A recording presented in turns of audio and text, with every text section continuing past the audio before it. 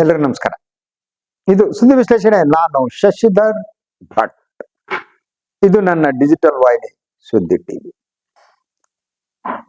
ಕರ್ನಾಟಕ ಗುತ್ತಿಗೆದಾರರ ಸಂಘ. ಈ ಗುತ್ತಿಗೆದಾರರ ಸಂಘ ಮುಖ್ಯಮಂತ್ರಿ ಸಿದ್ದರಾಮಯ್ಯನವರಿಗೆ ಒಂದು ಪತ್ರವನ್ನು ಬರೆದಿದೆ.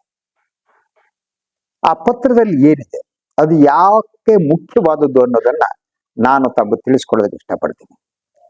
ಅದಕ್ಕೂ ಮೊದಲು ಸ್ವಲ್ಪ ನಾವು ತಿಳಿದುಕೊಳ್ಬೇಕಾದ್ದು ಅಂದ್ರೆ, ರಾಜ್ಯದಲ್ಲಿ ಬಿಜೆಪಿ ಸರ್ಕಾರ ಅಧಿಕಾರದಲ್ಲಿ ಇದ್ದಂತ ಸಂದರ್ಭದಲ್ಲಿ ಆ ಸರ್ಕಾರದ ಕಮಿಷನ್ ದಂಧೆಯನ್ನ ಹೊರಹಾಕಿದ್ದು ಇದೇ ಗುತ್ತಿಗೆದಾರರ ಸಂಘ. ಹೀಗಾಗಿ ಆ ಭ್ರಷ್ಟಾಚಾರವನ್ನ ಪ್ರಮುಖ ಅಸ್ತ್ರವನ್ನಾಗಿ ಕಾಂಗ್ರೆಸ್ ಪಕ್ಷಕ್ಕೆ ಬಳಸ್ಕೊಳ್ಳೋದಕ್ಕೆ ಸಾಧ್ಯ ಆಯ್ತು. ಸೊ ಪೇಟಿಎಂ ಅನ್ನೋದಿದ್ದಾಗೆ ಪೇಸಿಎಂ ಅಂತ ಹೇಳಿ ಪೋಸ್ಟರ್ಗಳನ್ನೆಲ್ಲ ಮಾಡಿ, ಸೊ ಅವಾಗ ಬಹಳ ಮುಖ್ಯವಾಗಿ ಕೇಳಿ ಬಂದದ್ದು ಅಂದ್ರೆ, ಬಿಜೆಪಿ ಸರ್ಕಾರದಲ್ಲಿ ಪ್ರತಿಶತ 40% ಕಮಿಷನ್ ಅನ್ನ ಪಡೆಯಲಾಗುತ್ತೆ ಅನ್ನೋದು. It was become a very very very big issue. State wide ರಾಜ್ಯದ ಎಲ್ಲ ಕಡೆ ಈ ಬಗ್ಗೆ ಚರ್ಚೆ ಪ್ರಾರಂಭ ಆಯಿತು. ಬಿಜೆಪಿ ಸರ್ಕಾರದ ಇಮೇಜು ಬಿದ್ದು ಹಳ್ಳ ಹಿಡಿದು ನಾಶ ಆಗಿ ಹೊರಟೆ ಹೋಯಿತು. ಅದು ಸುಳ್ಳಾಗಿರ್ಲಿಲ್ಲ. ನನಗನಿಸುವಾಗೆ ಗುತ್ತಿಗೆದಾರರ ಸಂಘ ಏನಿದೆ, ಅದು ಆರೋಪ ಮಾಡಿದ್ರೆ ಅದು ಸುಳ್ಳಾಗುವ ಸಾಧ್ಯತೆ ಕಡಿಮೆ. ಯಾಕಂದ್ರೆ ಅವ್ರಿಗೆ ಪೊಲಿಟಿಕಲ್ ಎಜೆಂಡಾ ಇರಲ್ಲ. ಗುತ್ತಿಗೆದಾರರಿಗೆ ಬಹಳ ಮುಖ್ಯವಾಗಿ ಅವ್ರ ಕೆಲಸ ಮಾಡಿದ್ದಕ್ಕೆ ಹಣ ಬಿಡುಗಡೆ ಆಗ್ಬೇಕು. ಯಾಕೆ ಹಣ ಬಿಡುಗಡೆ ಆಗಲ್ಲ? ಸೊ ಗುತ್ತಿಗೆ ನೀಡುವಾಗ ಪಾರದರ್ಶಕತೆ ಬೇಕು. ಅದು ಇದೆಯಾ ಇಲ್ವಾ? ಸೊ ಕಮಿಷನ್ ಅನ್ನ ಗುತ್ತಿಗೆದಾರರು ವಿರೋಧ ಮಾಡ್ತಾರೆ ಅಂತ ಹೇಳಕ್ಕಾಗಲ್ಲ.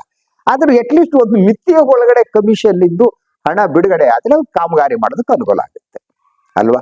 ಈಗ ಸಿದ್ದರಾಮಯ್ಯನವರಿಗೆ ಬರೆದ ಪತ್ರದಲ್ಲಿ ಈಗಿನ ಕಮಿಷನ್ ದಂಧೆ ಏನಿದೆಯಲ್ಲ, ಅದರ ಬಗ್ಗೆ ಕೆಲವು ಗಂಭೀರ ಸ್ವರೂಪದ ಆರೋಪವನ್ನ ಕರ್ನಾಟಕ ಗುತ್ತಿಗೆದಾರರ ಸಂಘ ಮಾಡಿದೆ.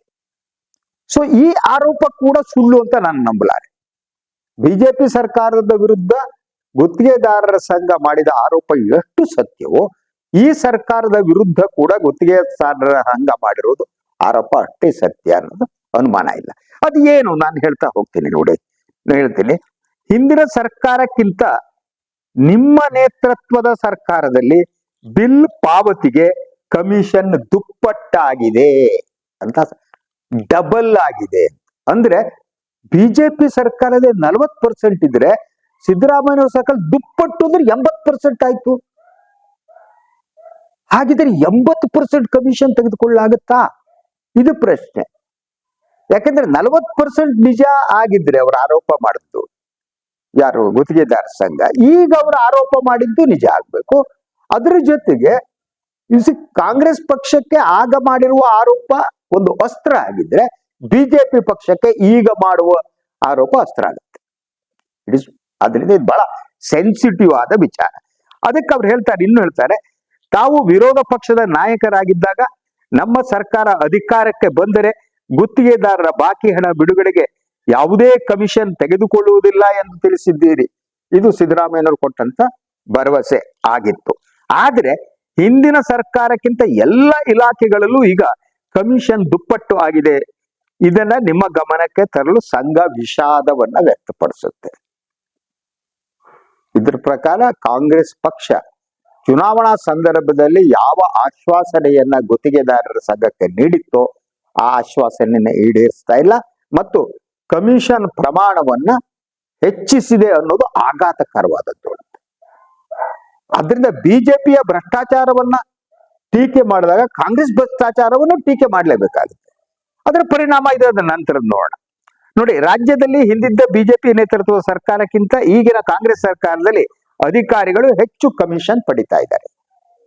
ಅಧಿಕಾರಿಗಳು ಹೆಚ್ಚು ಕಮಿಷನ್ ಪಡಿತಾ ಇದ್ದಾರೆ ಅಂದ್ರೆ ಅರ್ಥ ಏನು? ಎರಡು ರೀತಿ ಇರಕ್ ಸಾಧ್ಯ ಇದೆ. ಇದು ಒಂದು, ಅಧಿಕಾರಿಗಳು ಸರ್ಕಾರದ ಮಂತ್ರಿಗಳ ಮಾತನ್ನ ಕೇಳದೆ ಕಮಿಷನ್ ಪ್ರಮಾಣವನ್ನ ಹೆಚ್ಚು ಮಾಡಿರ್ಬೇಕು, ಅಥವಾ ಮಂತ್ರಿಗಳೇ ಒತ್ತಡ ಹಾಕ್ಬಿಟ್ಟು ಕಮಿಷನ್ ಅನ್ನ ಹೆಚ್ಚು ತಗೊಂಡು ನಮ್ಗೆ ಹೆಚ್ಚು ಕೊಡಿ ಅಂತ ಕೇಳಿರ್ಬೇಕು. ಸೊ ಮಂತ್ರಿಗಳೇ ಇಂಥದ್ದು ಮಾಡಿರಬಹುದು ಅಂತ ಅನಿಸೋದ ಕಾರಣಗಳಿದೆ. ಯಾಕೆಂದ್ರೆ ನೀವು ಅಬಕಾರಿ ವಿಚಾರಕ್ಕೆ ಸಂಬಂಧಪಟ್ಟ ಹಾಗೆ RP ತಿಮ್ಮಾಪುರ ಅವ್ರ ಮೇಲೆ ಆರೋಪ ಬಂದಿತ್ತು. ಕಮಿಷನ್ ಪ್ರಮಾಣ ಜಾಸ್ತಿ ಆಗಿದೆ, ಗಲಾಟೆ ಇತ್ತು. ಅದನ್ನೆಲ್ಲ ಕಾಂಗ್ರೆಸ್ ಸೀರಿಯಸ್ ಆಗಿ ತಗೊಂಡಿಲ್ಲ. ಸೊ ಭ್ರಷ್ಟಾಚಾರವನ್ನ ಕಾಂಗ್ರೆಸ್ ಪಕ್ಷ ಸೀರಿಯಸ್ ಆಗಿ ತಗೊಳ್ದಿದ್ರೆ ಜನ ಕಾಂಗ್ರೆಸ್ ಪಕ್ಷವನ್ನು ಒದ್ದು ಚರಂಡಿ ಕಳಿಸ್ತಾರೆ, ಅನುಮಾನ ಬೇಕಾಗಿಲ್ಲ.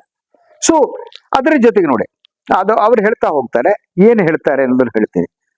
ಈಗ ಮುಖ್ಯಮಂತ್ರಿಯವರು ಗುತ್ತಿಗೆದಾರರೊಂದಿಗೆ ಸಭೆ ನಡೆಸಿ ಏಪ್ರಿಲ್ ನಲ್ಲಿ 50% ಬಿಲ್ ಬಾಕಿ ಬಿಲ್ ಬಿಡುಗಡೆ ಮಾಡುವಂತಹ ಭರವಸೆ ನೀಡಿದ್ರು. ಸುಮಾರು 2 ವರ್ಷಗಳಿಂದ ಗುತ್ತಿಗೆದಾರರಿಗೆ ಬಾಕಿ ಇರುವ ಹಣ ಬಿಡುಗಡೆ ವಿಚಾರ ಮತ್ತು ಹಲವು ಸಮಸ್ಯೆಗಳ ಬಗ್ಗೆ ನಿಮ್ಮ ಜೊತೆ ಹಲವು ಬಾರಿ ಸಂಘದ ಪದಾಧಿಕಾರಿಗಳು ಚರ್ಚೆ ಮಾಡಿದೀವಿ. ನಮ್ಮ ಸಂಘವು ಭ್ರಷ್ಟಾಚಾರದ ವಿರುದ್ಧ ಹೋರಾಡಿದ ಫಲವಾಗಿ ತಮ್ಮ ಸರ್ಕಾರ ಬರುವುದಕ್ಕೆ ಸ್ವಲ್ಪವಾದರೂ ನಾವು ಕಾರಣಕರ್ತರಾಗಿದ್ದೇವೆ ಎಂಬುದನ್ನು ನಿಮ್ಮ ಗಮನಕ್ಕೆ ತರುತ್ತಿದ್ದೇವೆ ಅಂತೇಳಿ ಅವರದ್ದೇನು ಗುತ್ತಿಗೆದಾರ ಸಂಘದ ಅಧ್ಯಕ್ಷ ಆರ್ ಮಂಜುನಾಥ್ ಅವರು ಮುಖ್ಯಮಂತ್ರಿಗಳ ಪತ್ರದಲ್ಲಿ ತಿಳಿಸಿದ್ದಾರೆ. ಎಸ್, ಕಾಂಗ್ರೆಸ್ ಪಕ್ಷಕ್ಕೆ ಅವರ ಚುನಾವಣೆ ವಿಜಯಕ್ಕೆ ಪೂರಕವಾಗಿ ಪ್ರಬಲವಾದ ಅಸ್ತ್ರ ದೊರಕಿದ್ದು ಭ್ರಷ್ಟಾಚಾರ. ಆ ಅಸ್ತ್ರವನ್ನ ಕೊಟ್ಟವರು ಕರ್ನಾಟಕ ಗುತ್ತಿಗೆದಾರ ಸಂಘ, ಅದರ ಅಧ್ಯಕ್ಷರು ಒಬ್ರು ಈಗಿಲ್ಲ, ತೀರ್ಕೊಂಡಿದ್ದಾರೆ ಕಾಣುತ್ತೆ. ಸೊ ಸತತವಾಗಿ ಇದ್ ಮಾಡ್ತಾ ಬಂದ್ರು.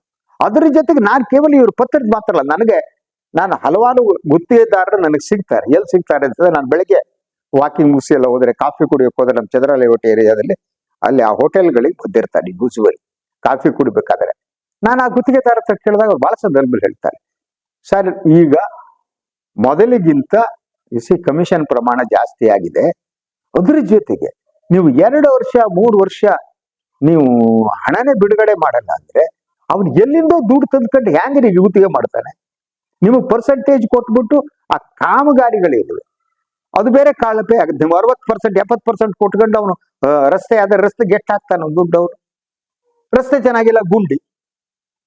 ಸೊ ಆ ಗುಂಡಿ ಅಂದ್ರೆ ಎಲ್ಲ ಅದೇ ನಾನು ಹೇಳಿದೆ ಮೊದಲು, ಕಾಂಗ್ರೆಸ್ ಹುಲ್ಲು ಅಂತಿದ್ರು ಪಾರ್ಥೇನಿಯಂಗೆ, ಈ ಕಾಂಗ್ರೆಸ್ ಗುಂಡಿ ಅನ್ನಂಗಾಗಿದೆ. ಬೆಂಗಳೂರು ರಸ್ತೆಯಲ್ಲಿ ಕಾಂಗ್ರೆಸ್ ಗುಂಡಿ ತೆಗೆದು ಇಲ್ವೇ ಇಲ್ಲ. ಮುಖ್ಯಮಂತ್ರಿಗಳ ಸಭೆ ಕರೆದ್ಬಿಟ್ಟು ಅವರ ಉಗಿದ್ರು ಯಾರಿಗೆ? ಅಧಿಕಾರಿಗಳಿಗೆ. ಅಷ್ಟೇನೆ ಗುಂಡಿ ಎಲ್ಲ ತೇಪೆ ಹೆಚ್ಚಾಗಿ ಮಾಡ್ತಾರೆ.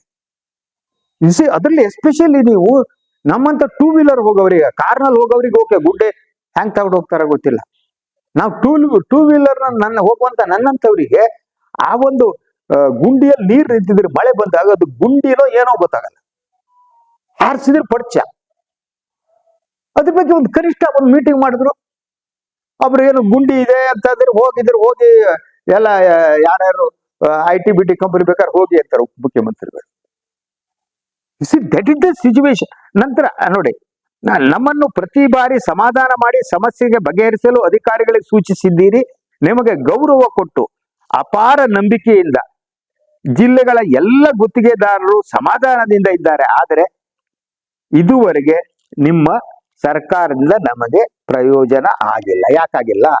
ಮುಖ್ಯಮಂತ್ರಿಗಳು ಕೊಟ್ಟ ಭರವಸೆನೇ ಈಡೇರಲ್ಲ ಅಂದ್ರೆ ಮುಖ್ಯಮಂತ್ರಿಗಳ ಕೈ ಕಟ್ ಹಾಕ್ತವ್ರು ಯಾರು? ಅಥವಾ ಮುಖ್ಯಮಂತ್ರಿಗಳು ಸುಳ್ಳು ಭರವಸೆಯನ್ನ ನೀಡಿದ್ರ? ಅಥವಾ ಅವರಿಗೆ ಈ ಭರವಸೆಯನ್ನ ಈಡೇರಿಸೋದಕ್ಕೆ ಸಾಧ್ಯ ಆಗ್ತಾ ಇಲ್ವಾ?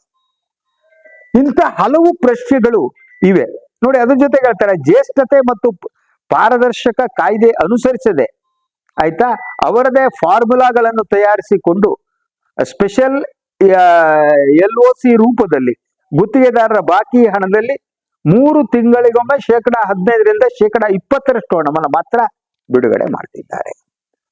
ಅಂದ್ರೆ ಸರ್ಕಾರದ ಕೈಯಲ್ಲಿ ಹಣನೇ ಇಲ್ವಾ?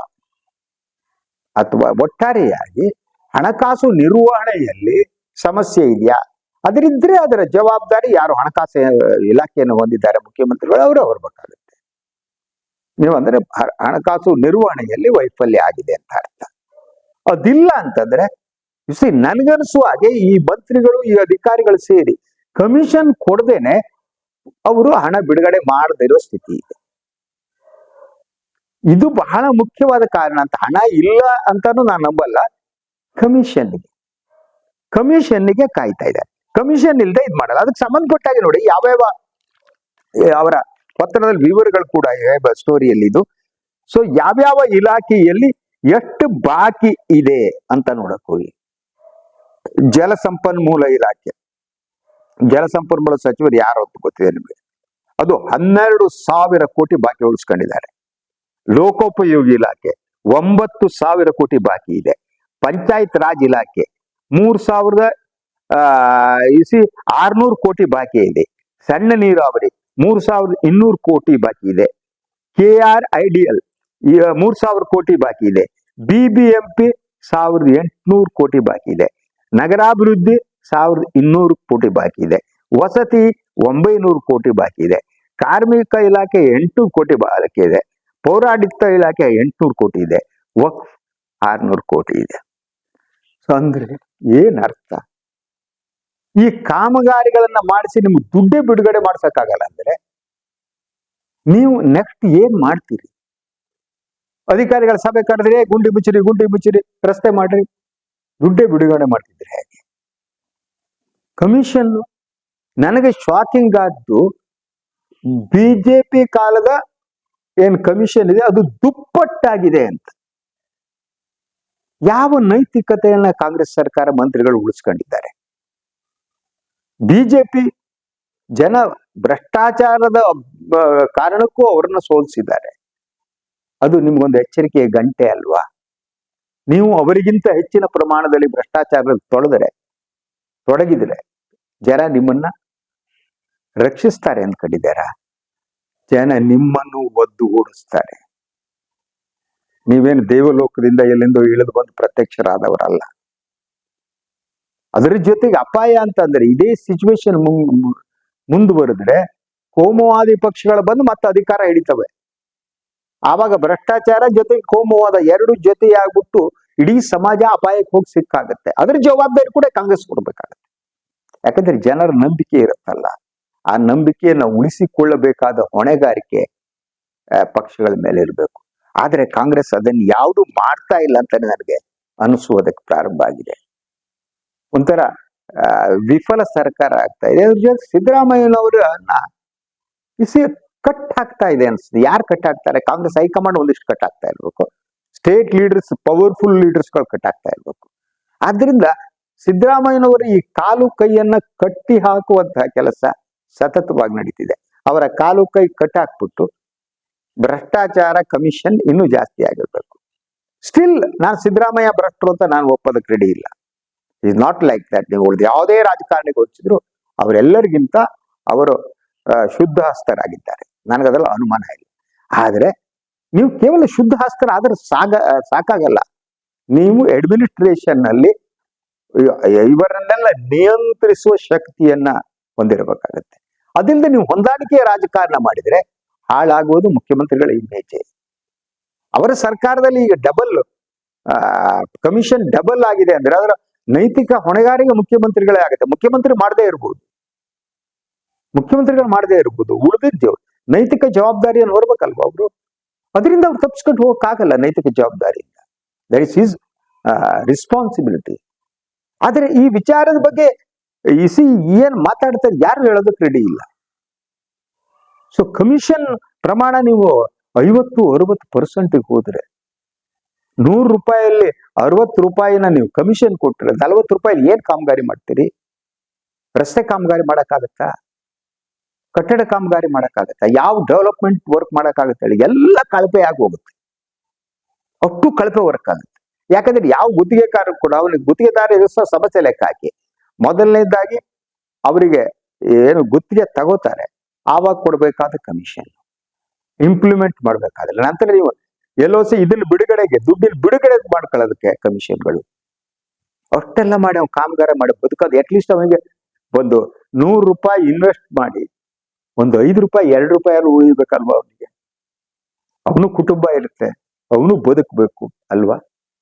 ಅದಕ್ಕೂ ಅವಕಾಶ ಇಲ್ಲದೆ ನೀವು 2 ವರ್ಷ 3 ವರ್ಷದಲ್ಲಿ 12,000 ಕೋಟಿ ಜಲಸಂಪನ್ಮೂಲ ಇಲಾಖೆ ಇದೆ ಅಂದ್ರೆ ಗುತ್ತಿಗೆದಾರರಲ್ವಾ? ಅವನಲ್ಲಿ ದುಡ್ಡು ಹಾಕಡೆ ಕಾಯ್ತಿರ್ತಾನಲ್ವಾ? ದುಡ್ಡು ಎಲ್ಲಿಂದ ಸಾಲ ತಂದಿರ್ತಾರೆ, ಬಡ್ಡಿ ಸಾಲ ತಂದಿರ್ತಾರೆ, ಚಕ್ರ ಬಡ್ಡಿ ತಂದಿರ್ತಾರೆ. ಅಟ್ಲೀಸ್ಟ್ ಏನೋ ಈ ಕಾಮಗಾರಿಯಿಂದ ಕಟ್ಕೋತೀವಿ ಅಂದ್ಕೊಂಡಿರ್ತಾರೆ ಅಲ್ವಾ? ಅವರೆಲ್ಲರೂ ಹೊಟ್ಟೆ ಮೇಲೆ ಹೊಡಿತಾ ಇದ್ರಿ. ತುಂಬುವುದು ಯಾರ ಹೊಟ್ಟೆ ಮೇಲೆ? ಅಧಿಕಾರಿಗಳು ಮತ್ತು ರಾಜಕಾರಣಿಗಳು. ನಿಮ್ಗೇನು ಕೆಲಸನೇ ಇಲ್ಲ. ನಿಮ್ಗೆ ನುಂಗದು ಅತಿ ಹೆಚ್ಚು ನುಂಗಿ ಹೊಟ್ಟೆಲಾಗಿ ಹೊಡೆದು ಹೋಗ್ಬಿಡ್ತೀರಷ್ಟೆ. ಆ ಸಿಚುವೇಶನ್ ನಿರ್ಮಾಣ ಆಗಿದೆ. ಅದರಿಂದ ಇದನ್ನ ಒಂಥರ ಅಡ್ಮಿನಿಸ್ಟ್ರೇಟಿವ್ ಫೇಲ್ಯೂರ್ ಅಂತಾನು ನಾನು ಹೇಳಕ್ ಇಷ್ಟಪಡ್ತೀನಿ. ಅದ್ರ ಜೊತೆಗೆ ಆಡಳಿತಾತ್ಮಕ ವೈಫಲ್ಯ, ಅದ್ರ ಜೊತೆಗೆ ಕೊಟ್ಟ ಮಾತಿದೆಯಲ್ಲ ಅದನ್ನು ಉಳಿಸಿಕೊಳ್ಳದೆ ಜನತೆಗೆ ಮಾಡಿದ ದ್ರೋಹ ಅಂತ ನಾನು ಹೇಳೋದಕ್ಕೆ ಇಷ್ಟಪಡ್ತೀನಿ. ಗುತ್ತಿಗೆದಾರರ ಸಂಘ ನಿಮ್ಮ ಜೊತೆಗೆ ನಿಂತಿತ್ತು. ಕಾಂಗ್ರೆಸ್ ಸರ್ಕಾರ ಅಧಿಕಾರಕ್ಕೆ ಬರುವುದಕ್ಕೆ ಕಾರಣ ಆಗಿತ್ತು. ಅವ್ರ ಕಷ್ಟವನ್ನೇ ಬಗೆಹರಿಸಲ್ಲ ಅಂದ್ರೆ ಈ ಸರ್ಕಾರ ಯಾವ ಪುರುಷಾರ್ಥಕ್ಕೆ ಇರಬೇಕು ಅಂತ ಜನ ಪ್ರಶ್ನಿಸ್ತಾರೆ. ಈಗಲಾದ್ರೂ Siddaramaiah should act more seriously. So ಏನಿದೆ ಬಿಡುಗಡೆಗೆ ಹಣ ಬಿಡುಗಡೆ ಕಮಿಷನ್ ದಂಧೆಯನ್ನ ತಡಿದೇ ಇದ್ರೆ ಇಡೀ ವ್ಯವಸ್ಥೆ ಕೊಲಾಪ್ಸ್ ಆಗುತ್ತೆ.